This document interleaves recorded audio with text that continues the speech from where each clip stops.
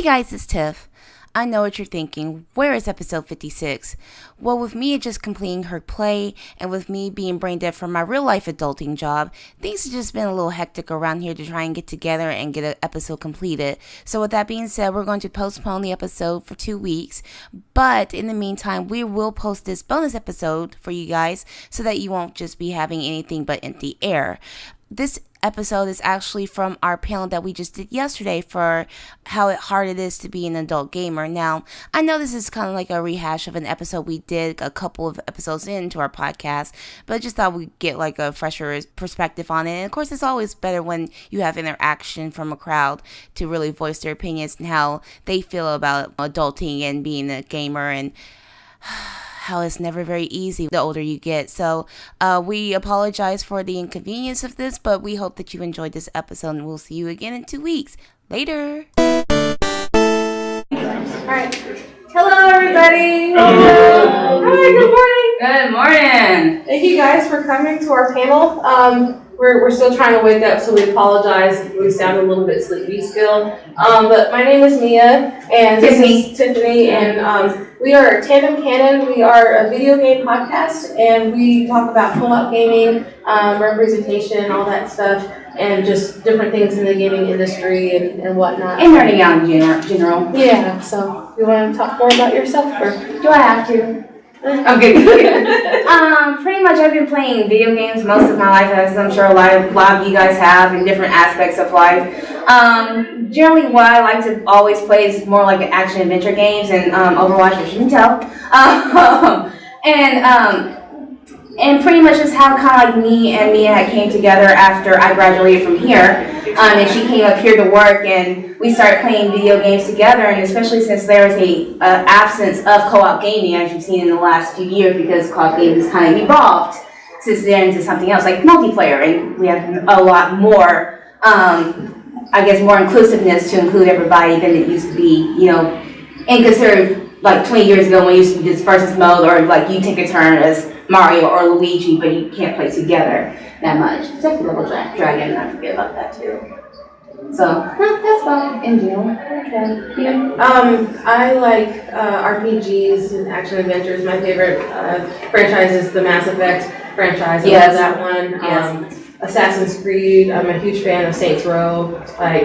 Those are my games. I like anything where I can cause chaos and be awesome. Like, that's my thing. Blowing up. Yes.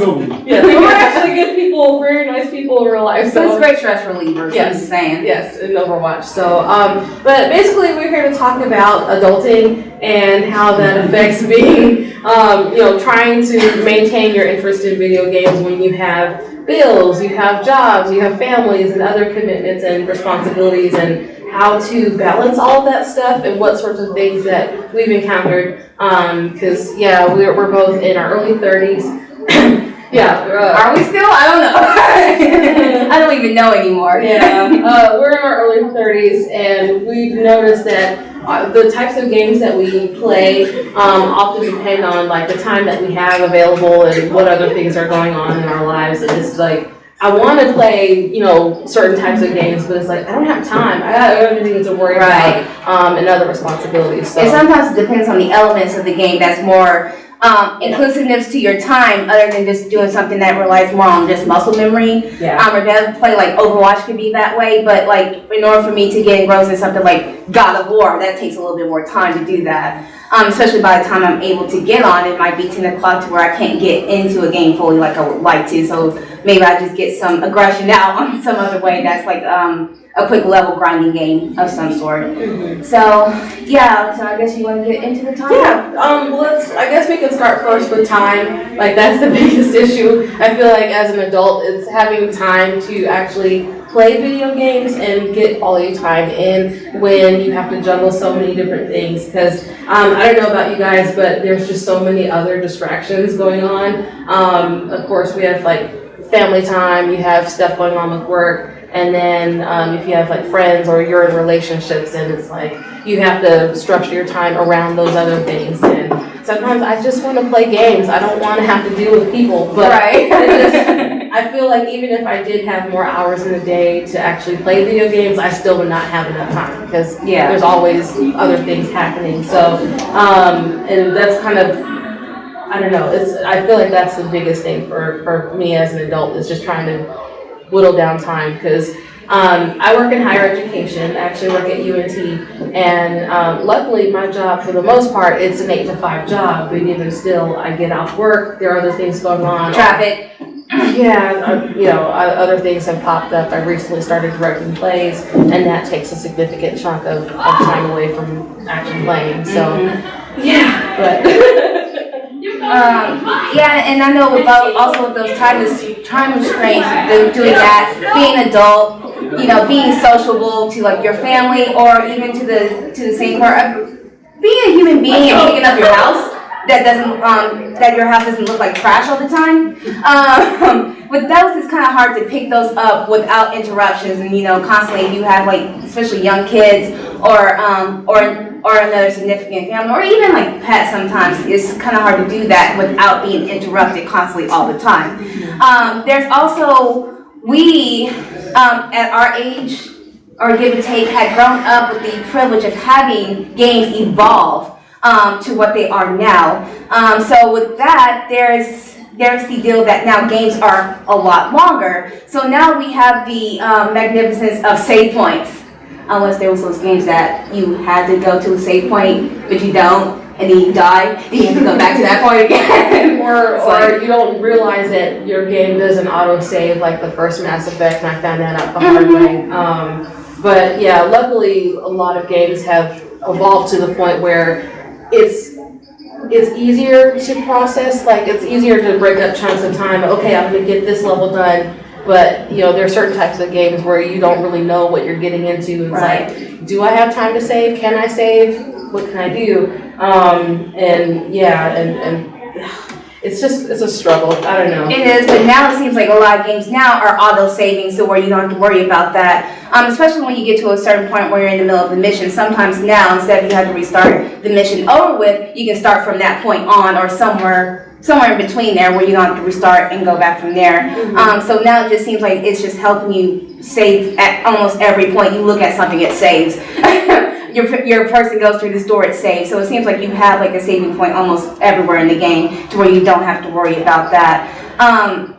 And also, those good old AAA titles, since they're longer, you might not be able to finish stuff before. And I don't know how many guys out there are completionists. Is anybody a completionist on the game?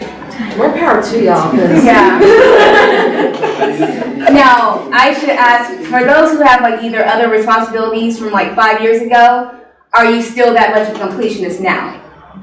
It's hard to do, except for you. Okay, Tell us your secret, please. who do you pawn these things on? One thing I was disappointed, the thing said gaming for adults, you have a job. Back in the 80s and the 90s, they had what was called a boss button that you could program in. And if you hit it, it would pop up a spreadsheet because your boss was coming. There is not any games out there that have a boss button that you can, and in the early 80s, you hit it and it would pop up just a spreadsheet they made. Yeah. In the late 80s and the 90s, you could program in what it popped up when you hit the boss button. That's cool. But they don't have that anymore. Probably because it's a lot of there's so much graphic intensity for the system, you can't just turn it off or turn it on. Yeah. And it's also, you also bring up a good point that reminds me of having the codes back in the day, like for Mike Tyson's Punch Out, and you can put in certain codes to go straight to Mike Tyson without having to lead up to there. Or the passwords where you have to put in Or cheat codes in general, like, you remember those? Oh my god. I used that all the time in GTA 4, that's how I survived. I got cheats. Yeah, my son used to, back in the 90s, when we first got our computer, he had Final Fantasy game he was playing. Yes. And he was only 12, 13 years old, so he had a set amount of time he could be on the computer. Right. And we'd say, your time is up. He said, no, I gotta get to a save point. Yeah. Well, like Yeah. 20 minutes later, he finally got to a save point, so it's. And that's the thing. But that's why I like World of Warcraft games, or Duke Nukem, or whatever else, you can, or Doom 3 or something, Yes. you can hit a escape, and you can go to a save wherever you are. Right. You don't have to wait for a save point. Which I love the convenience of that. I mean, we were starting to get that way when the PlayStation 2 era was, especially like in GTA, you had your save points in your houses to do that, but you had to go and find it. It's kind of like the same thing with Final Fantasy. You had to go and find the save points. I learned that the hard way on Final Fantasy 3. I still have to restart that because of that reason. But I used to be a completionist. I'm not anymore. As much as I love having and sneaking hours into the games, it's just not there anymore. Yeah. I know like a lot of times the reason why I love Overwatch is because you have that quick rounds of levels like that, Rocket League, Fortnite, to where you feel like you completed something if you can't complete something as a whole.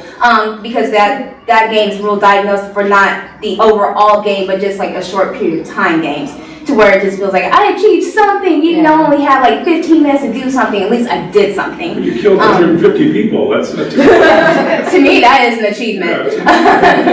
Like, even just being able to finish a game is an accomplishment. Because Right. I remember, I think the main two games I played last year were Overwatch, Persona 5, Persona, sorry. and Mass Effect Andromeda. And those, like, I spent months literally on Persona because I wanted to get through everything. And that, like, when I finally got done, I'm like, I did something, this is great! It adds nothing else to my life, but I finished something. Well, it's even like, how many hours was Persona over those course of months? How many was your actual gameplay hours? I think by the time I finished it was 120. But I knew what I was getting into. But I knew what I was getting into with the Persona games. But like with other games, it's like I'll just get in 3 or 4 hours here and there. And sacrifice my sleep, and that was always kind of a bad thing. So. And like for me, I bought God of War like a couple days before it came out. I've yet to pick it up because I hadn't had the time to. Oh, no. And I'm just like, that's your game too. I know, that is my jam. My series jam, but that's one of the things I think I'm going to make sure that I actually play in July now that I have a little bit more time before we get into heavy convention season for us. But yeah, sometimes it's hard to find any kind of games that is good for your time when you don't have it.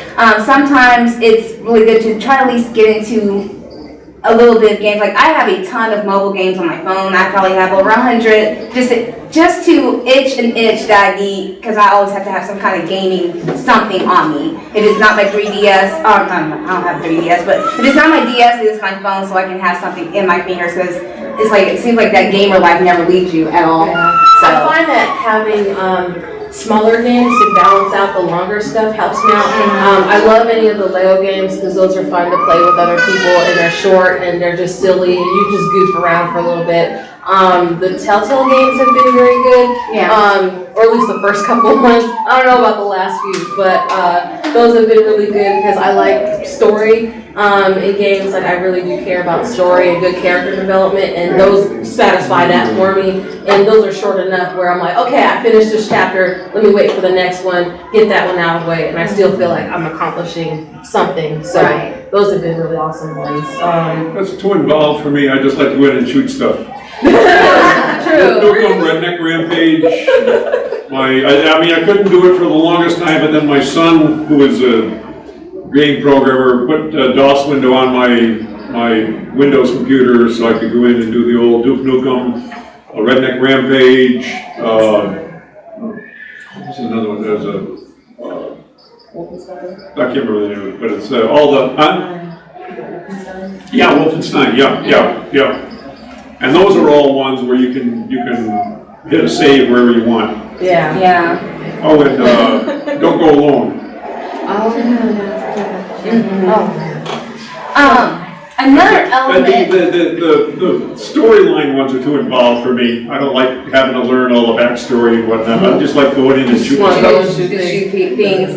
It's like this is to each their own, because like everybody has a certain need for video games, which is why I love that this industry try to cater to everyone, which can still be debatable for some developers. But there's an itch for anything. If there's a thing that you want to go and kill people, and that's all you want to do, there's games for that. But there's also games that are developed for story modes that for those who want to be more involved and included into that for that. So and there's some games that do balance both and satisfy that. It's just I think you have to be very cognizant of like what's out there and trusting like reliable sources, because I feel like especially with reviews they get skewered kind of, and that's a whole different topic. But yeah, another area that we struggle with is money, girl.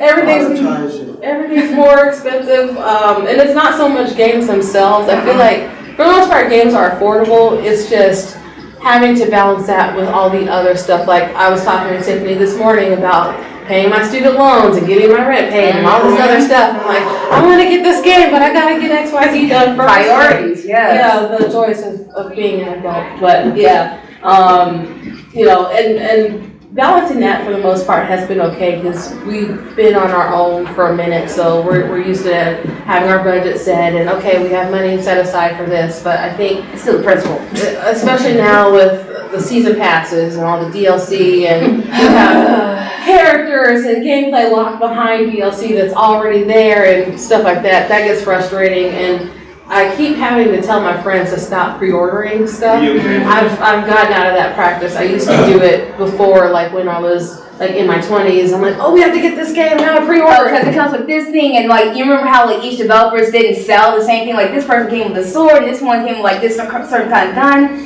Yeah, that really does not pan out nowadays. Yeah, especially when they're going to sell it in game anyway at some point. Eventually, yeah. So it's just like, you know what, I'm just going to wait, and if the reviews are good and it's something I like, I'm going to pick it up, but I'm not pre-ordering anymore. There's no real reason for it. I think before it was like a supply and demand sort of thing, like we only have so many, so go ahead and pre-order, but now it's all about let's get your investment up front without any of the payoff, and let's promise all these things and not deliver on that. So. Yeah, your investment up front, your disappointment later. That's pretty much how it's been. One game in practice for me was the 2015 Battlefront. That was my disappointment. Oh, and Summer Wars, yeah. That was my payment up front, because I paid the entire thing $130 up front for that in the season pass. Only played that night, and that was it, because of the disappointment for that game. So that was a really expensive thing, because that was something I could not return. And of course, like selling things back to GameStop or anything is a joke. Especially if you just bought that game and then you go back the next day. Well, not really the next day. I think you give with a little bit more, but a week after that, and it's pretty much you get cents for it after you just paid $60, $70 for it. Sometimes it's not worth it. Once you open it, you have they think you have effectively downloaded onto your computer, and you try to return it, and it's no good anymore. Right. It's almost like once you buy a new car off the lot, once you drive it off, that's depreciation right there. Oh, yeah. So it doesn't have that same kind of stroke, and that's why it's almost better if you're willing to wait for the game. Just go ahead and wait. If someone, because almost always someone is going to return the game, so you can get it for a cheaper rate and less on your wallet and less stress. And especially like to look out for reviews to see if that game's actually good, because that was with Mass Effect Andromeda. That was something that you waited for, pre-ordered, and it wasn't what you wanted it to be. Yeah. So that's why you wait, like you said, and then when it's used, you buy it. You wait the 7 days. Exactly. That's when the completion is, because you got to get it done before the 7 days is up. I'm gonna stay up till midnight. And like, how many of you have like the memberships, like PlayStation, Plus, Xbox? Yeah. Everybody's just like, unfortunately, can force us to. That's another part. Yes. It's kind of frustrating, because like I have PlayStation Plus, and if you don't keep up with your membership, you don't have access to those games anymore. And a lot of the reason why I play video games is for co-op, so I can play because this is my best friend. And so it's like, okay, so I've already paid for this title or whatever, but I don't have free access to it whenever I want. And especially when now they're doing patches and updates and taking away things. One of our favorite games to play together is The Warriors. And we found out because of licensing stuff, they ended up taking away a lot of the original music and whatnot. And it's like, well, what was the point? And they also did that with GTA 4, like a couple of songs. And I know like no one's playing really GTA 4 anymore, but still the principle of, you know, the originality of the game can be changed at any time. So it kind of I like to keep things. If I like a game, I like it never to change from the aspect of why I liked it in the first place. It's like, just leave my stuff alone, especially the good songs. Like, why do you want to take it off the radio? But I get it for that deal. That's why I never sell any of my other stuff back. And of course, like with PlayStation Plus, they are, what was it, in March of next year, they're going to stop releasing games for the monthly free games for PlayStation 3, I believe. Yeah. So that's pretty much out of the deal, and I know that on my list of games that I've downloaded for PlayStation 3, I have a little bit of a, I guess, a time clock on it, so I will only have that game for a certain amount of time. It's not forever. Yeah. So, and especially now that they're really trying to push PlayStation Now, where you have access to all these games, but at the same time, it's like, what's the caveat here? Like, right. Are they really mine, or are they just on loan and I'm just paying for them, essentially? So, right. But another area that we kind of struggle with, I don't know if you've ever been in a position where you've had to sell back a game or console and you realize that you've made a huge mistake. Yes. Because you've got bills to pay, or you're like, oh, the next generation console's out, let me upgrade. Yeah. And then you realize, oh God, I should not have done that. PlayStation 2. What was it, the guy that sold you your Xbox? Yeah, he had to sell all of his games and his Xbox and Kinect because he didn't have a job, and you know. But to us, it's like, and this could be just from an emotional standpoint, especially if it's a series that you absolutely love, but you have to give it up for just for you to make it from day to day. That, you know, that's a collection, so a lot of that has emotional investment for you.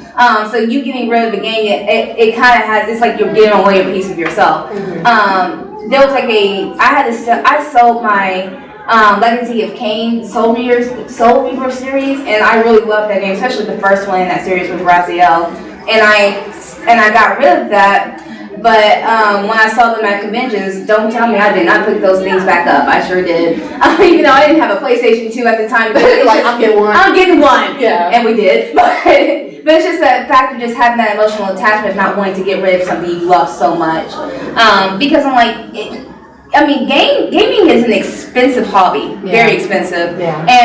And even though we don't really see them as collectors, we really are. Especially when it comes to things that we really love and enjoy. So... Yeah.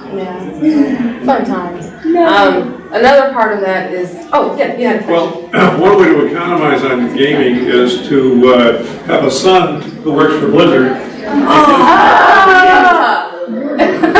I'm so jealous. I know, right? Let's just all get on that. StarCraft, That's so cool. Diablo. It's okay, you're drooling. I'm sorry. That's why, I just like all the get in and shoot 'em up games. I don't like the storyline and try to remember who's doing what in the story. Right, the great strategy. Everybody but me is a bad guy and I get to shoot everybody. Another part we were going to discuss was conventions, because we love going to conventions. Let's Play Gaming Expo is coming up in a couple of weeks, actually. End of July. Yeah, and what we found out is we have to be very careful of letting our nostalgia for certain games get in the way of us going to conventions and trying to manage our money, because conventions take both money and time out of you. And it's very easy. I think the first time we went to, not Fan Expo Dallas, it was a smaller one, the Fan Days. And yeah, we're like, oh my gosh, you want that and Must buy everything. Don't do that.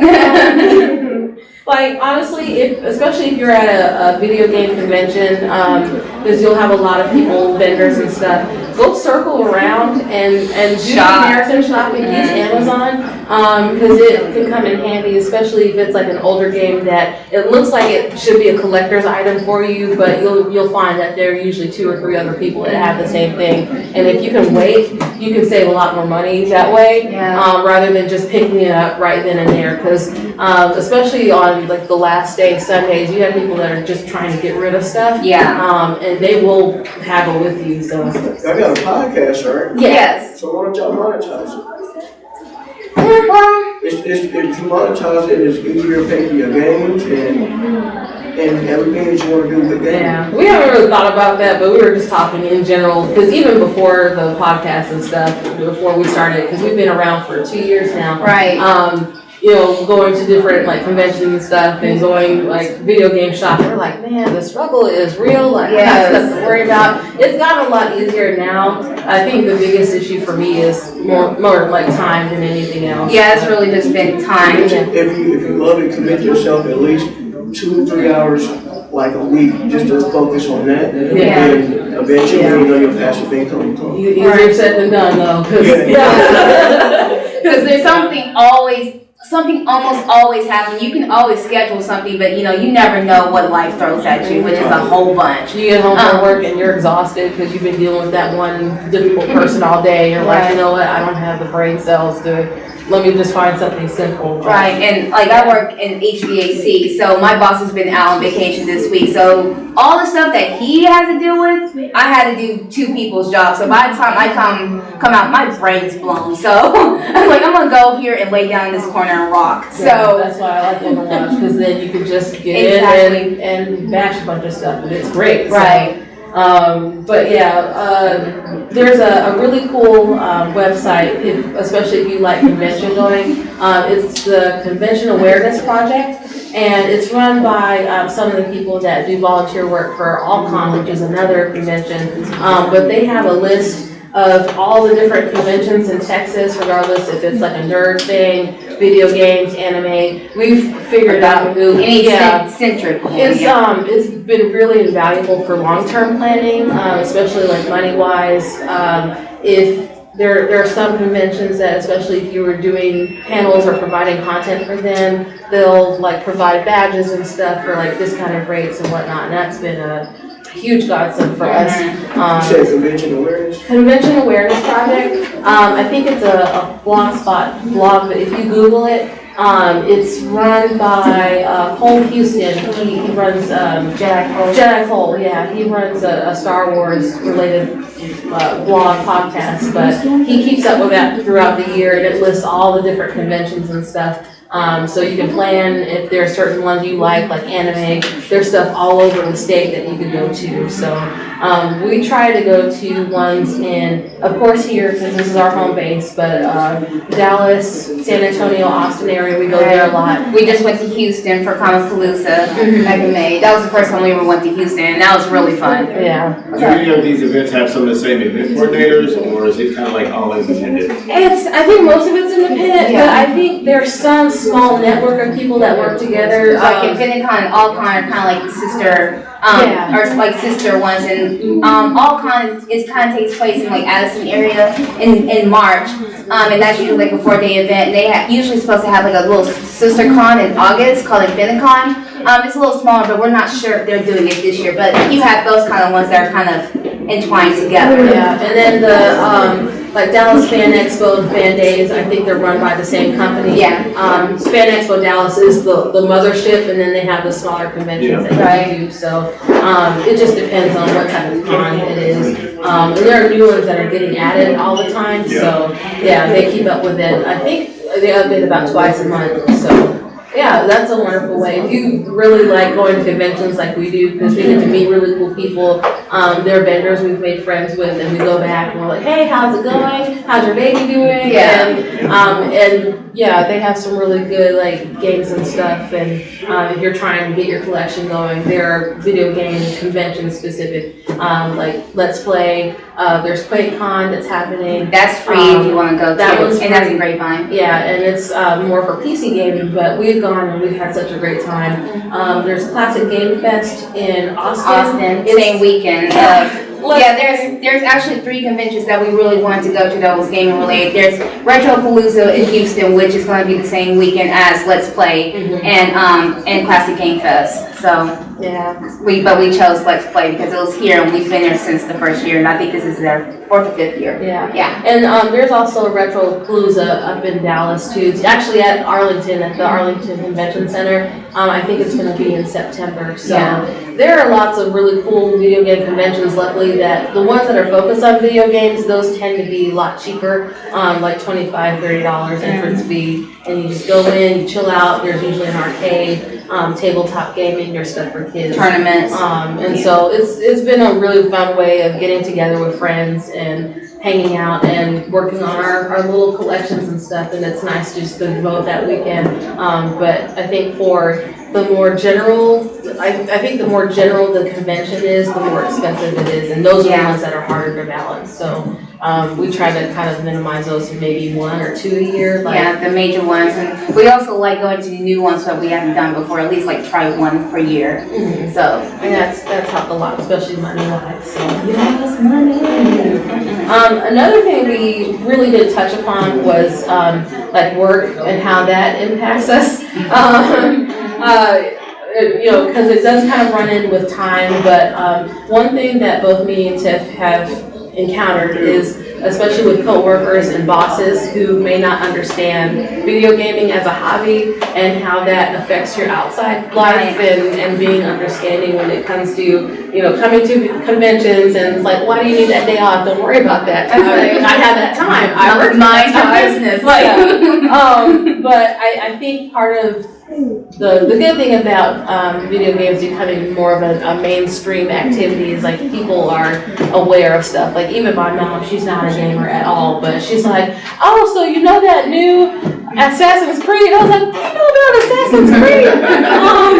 And it's just funny because, she's in her mid-50s and she grew up at a time where, she had the early Atari and stuff like that. In her mind, video games are young people, kids' activity. She's like, why are you 30-some years old and you're still playing video games? But we went on a cruise a couple months back, and I brought my PlayStation with me because I knew I was going to have some downtime, and so, and she finally figured out, like, I play video games for a variety of reasons. It's stress relief. It allows me to just focus. She's like, yeah, because I know you've had a really stressful day. We had family with us. That's enough. Yeah, and so I was like, I'm gonna play my PlayStation. I'm okay. I'm okay. I'm over here. She's like, I finally get it now. I finally understand. I was like, thank you. Like, it's a fun activity. It's a fun hobby, but especially when you have coworkers or bosses who don't understand, and you're trying to take off work for certain things, it's hard for them to really get it. And we found that there's some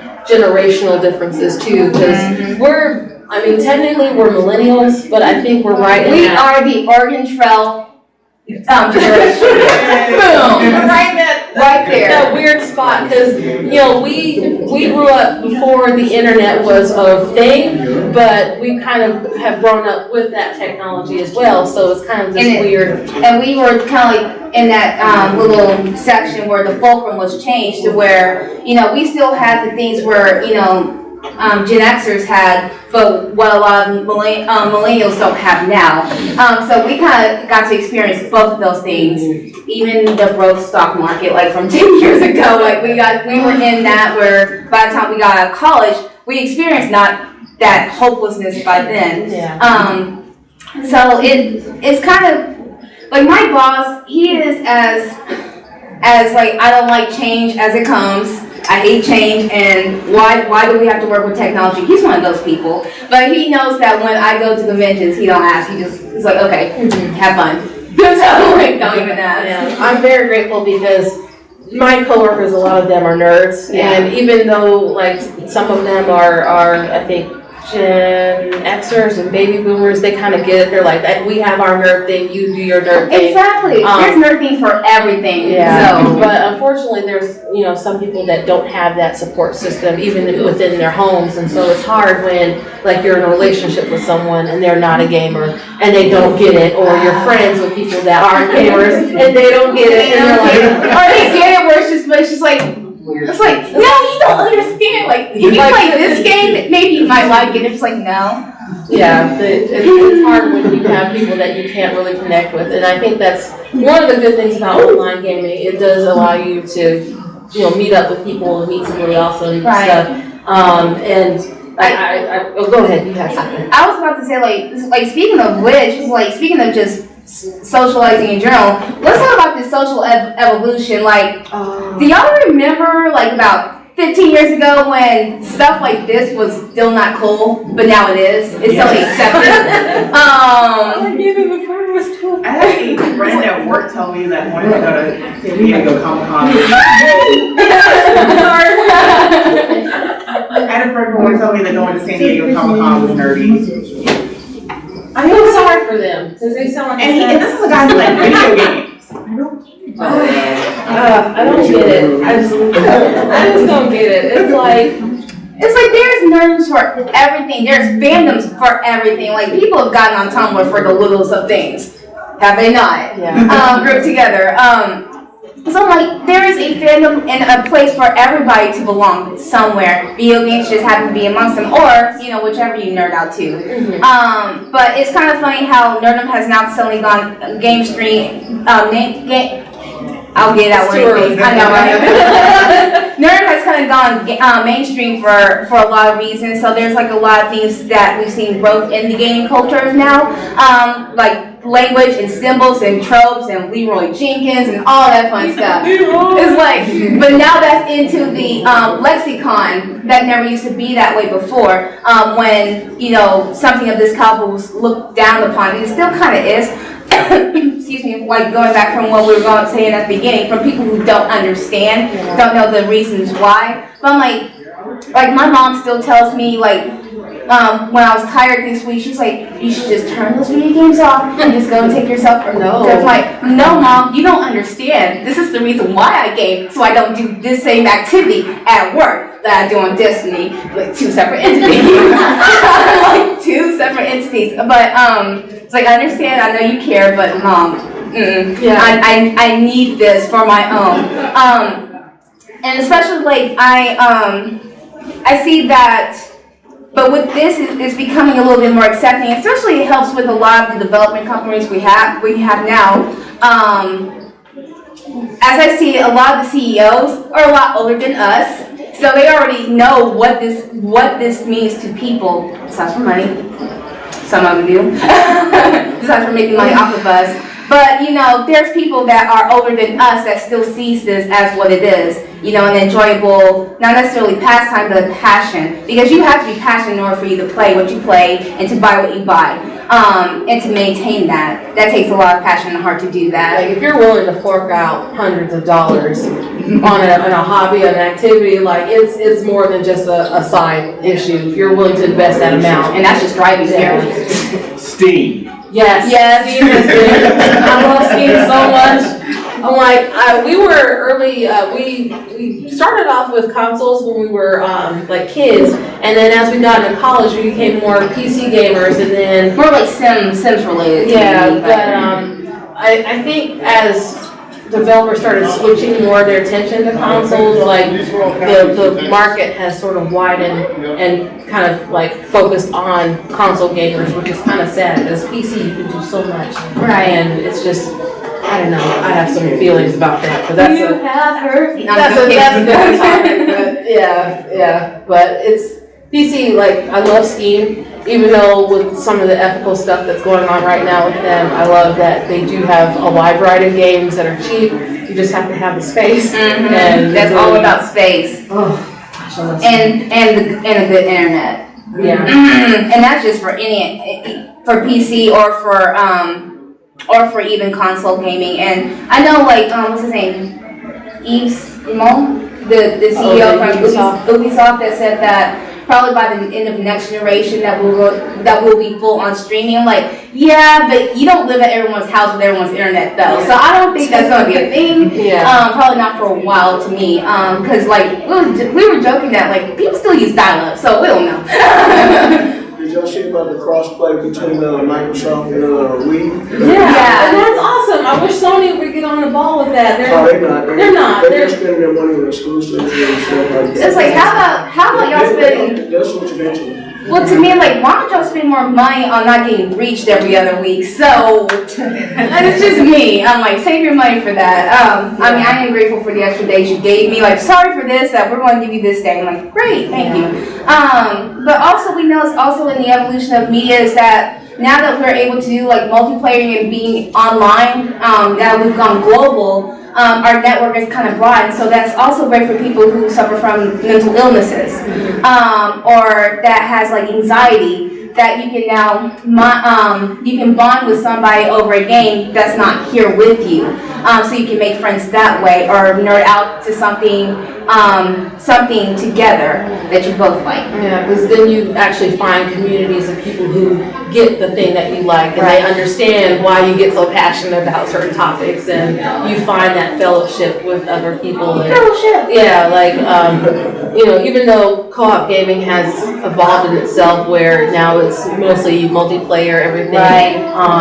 There's still some value in that. Like even just playing Overwatch, I've met some really awesome people just through that game. We don't really speak. I don't really use my mic very much because I don't want to get bothered. But we've met some really awesome people that they understand the value of teamwork. They understand how to communicate. And synergy. Yeah, and you get that bond, and it's like, okay, well, I'll see you next week. We have a set time and date, and it's just kind of nice to just go back to that. I understand why people love World of Warcraft so much, because you get to do that. And that is like family and clan and stuff like that, and that's another reason why I'm one of those like 5 people that still play Destiny 2, but like the clan element of that has also been an awesome thing, because it bonds you closer together with other people that have the same enjoyment of just killing fallen element. Pretty much. We're just questing together. But one thing that's really helped, if you do have people that are not gamers, or maybe they're thinking about it but they're not like willing to commit, is usually finding stuff like, I love Lego games because they're really good for co-op in general. And most of the time they're better than the actual movies that they're releasing. But Lego games are cool because you can find different stuff for franchises, because they have like Harry Potter and Star Wars and Jurassic Park. Like you can find someone who's a fan, Batman, they have all the DC stuff, and now they're developing their own specific games and content, which is cool. I love rhythm games like Just Dance. What was your favorite game that was revealed at E3? I have to say Assassin's Creed Odyssey, because again, I'm a big fan of the series, even though the later ones have not been that great. I like the direction that Origins went into, and I like that it's more of an RPG type focus with I dialogue. like they're still a little bit from Mass Effect with the Definitely. But I'm like, if BioWare can't get me my fix, then I'll find it elsewhere. Right. What about you? Well, I guess I have to say Assassin's Creed for that same thing, because I'm a big Assassin's Creed person. I was actually the one that drug Mia back into the fold. You're playing Assassin's Creed. But I like the different aspects of it, but I know also I'm a big proponent for a break of franchise fatigue, though. I feel like with them getting a second win with Origins,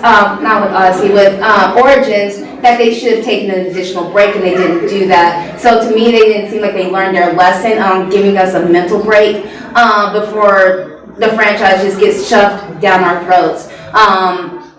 So I wish they would have done that, but it's one of those things where I've become, after the last few years, I've kind of become a little pessimistic when it comes to gaming. I have to see things to believe what they are supposed to be. So I have to actually reserve my actual judgment until after it comes out. So what about Beyond Good and Evil 2? It looks so nice. It looks really nice. It looks nice? It looks nice. But I have to wait and see because I don't really have a lot of information yet to judge whether or not I'm going to get it. But I like what I've seen so far. They are allowing gamers to do music, if you do any type of graphics or anything like that. Yeah. They're allowing you to put your work inside the game too.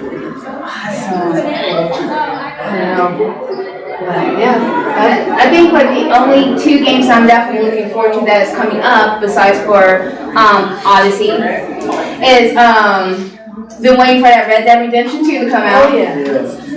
And also The Last of Us 2. Last of Us is one of my top favorite games.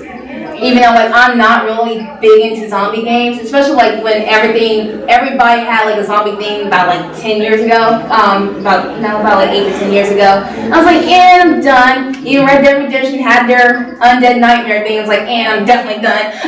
Stop swerving me, get off. But when it came to that story mode for Last of Us, like you cannot beat that. It was worth getting scared that night by clickers. If you're scared, I can't do it. There's some games I just don't touch, and I want to play The Last of Us for the story, but I'm not here for zombies at all. We'll just play it together, and I'll just do the play because the clickers, I will take a blower any day over the clicker. The clicker can go kick rocks. Done. I can't. So what about the rest of you guys? Like, do y'all have any questions? Is there any games that you like playing in general, or What are you guys looking forward to? Fallout 4. Ball. So cool. I told myself never to get out of there for like 2 Halo Infinite. Halo Infinite. Oh, yes. All day, every We day. started playing Halo sometime last year because we had never really gotten into the series. We've been more like PlayStation oriented. people, but we got to Halo and it's just been so much fun. And so now we want to like go through and do all the The entire thing, yeah. Ever be my series. That's actually how I met my husband. Oh, cute! Okay, we're very sentimental. Yes, we are very nostalgia driven. Which is why we like talking about anything that is our favorite or games that definitely has struck a chord with us. So, also I forgot. Shadow of the Tomb Raider. I'm a Tomb Raider person too. Oh yeah. That's my jam. I played both. I played both the original when it came out and this new series, and it's definitely set the precedent for me. So that's one of the games I definitely will probably play this fall for sure. Yeah, I think they should, because right now I'm so tired of the first person view. Yeah. I think they should start adapting the Fallout where you can switch from back and forth. I think a lot of games need to start doing that. I think they should do that too. First person, you can switch whenever you want. I know like a lot of people, quite a few people can't do the first person shooter because sometimes it's not even for the person just not being able to shoot. Sometimes just the camera view just gets you all off the perspective. Yeah. But I know like quite a few friends that will be wanting to do that if they had that other option to be able to turn that camera on and to switch. But like very few are able to do that. Just like one game that eventually we're going to finish is A Way Out. Did anyone hear about A Way Out earlier this year? It's a good game. It's a really good co-op game. It's pretty much just like it's kind of like Shawshank Redemption. It's kind of like in that same way, but you but you're depending on yourself to get out. It's a very short game and a nice EA original game, but I don't know how EA is going to treat this because EA is very money driven, so we don't know how they're going to maybe mess over The something. gameplay is kind of similar to Army of Two. Yes, and That's one of our favorites. Yeah. Because you have to work together in order to get through the levels and stuff. And so if you don't have good communication, you don't have good synergy, you're not trying to work with the other person, you're gonna keep dying and failing. Did you play all of the Army of Twos? Yes. What was your We need favorite? to talk. Yeah, we Okay, that Devil's Cartel though. I like Devil's Cartel because I made like a crap ton of different masks. Because that's what I do when I play video games. Yeah. Test drive or anything, I always make a crap ton of artwork. But I went on one day and all of it was gone. Like I made a Mega Man mask, a Deathstroke mask. No! So through like I had all these masks and I went on and they were just blank. Because I guess copyright laws and stuff, and that's when I stopped playing. That's terrible. Yeah. Yay! Because Army 2 is actually one of our favorite franchises for co-op. Because that was like one of the first ones we actually started playing outside of Lego games. That was like the actual first franchise, especially that was the first one that was co-op driven and that you had to depend on each other. Because like playing with AI, thank you, an EIO. Wrong panel. But playing with like with an AI sucks so bad. Or playing with someone, I tried to connect with them on Army of Two, the first one, and just playing with someone online. It's not the same. His skills were garbage. It was. I'm sorry. We couldn't even get past training mode. That's sad. Okay, yeah, yeah. And because we do focus on co-op games in general and stuff like that, we do talk a lot about teamwork and synergy and how to develop that and how, like, there are certain types of people that should not do co-op at all, and Or just gaming in general. We were talking with gentlemen earlier about Overwatch and how Overwatch will usually tell you, like, this is what you should have with your team. But if you're not willing to adapt and you just want to pick this one person over and over again, knowing that your team needs a healer, maybe it's not the game for you. I mean, go practice in practice mode by yourself. or play Call of Duty. Like there are games that fit your thing, but I think in terms of co-op, because that's one of the things that we struggle with. Being adult gamers and stuff, because sometimes we don't always have our schedules lined up, and so it's like, I don't want to play with someone new. I like my best friend, and she gets it. We do have other friends that play, but not really to the intensity that we do. Right. Or they don't have the games that we do, so it's harder to sync up with people. And, Right. you can play online, but it's not really the same as being able to talk with someone. Right. Even playing co-op together, like doing Overwatch or something like that. It's like, okay, at least I can talk to you and communicate. But even still, like, co-op had changed from the fact of not having that couch co-op anymore. You don't really get that anymore. Well, because like a lot of us are now grown, it's like not like we can go down to the street, especially when people have moved and changed. I'm sure with like our friends that have like another podcast, he moved to Florida. So like now they have to adapt things and keep things together, but play in separate ways instead of being able to come together and play together. So it's good to have that versatility, but like sometimes you just want that nostalgia. You want to come over and play? Sure, let's do this. Let me bring my controller and some snacks and hate each other at Mario Kart. Definitely shall. I think we're out of time. Yes, we are.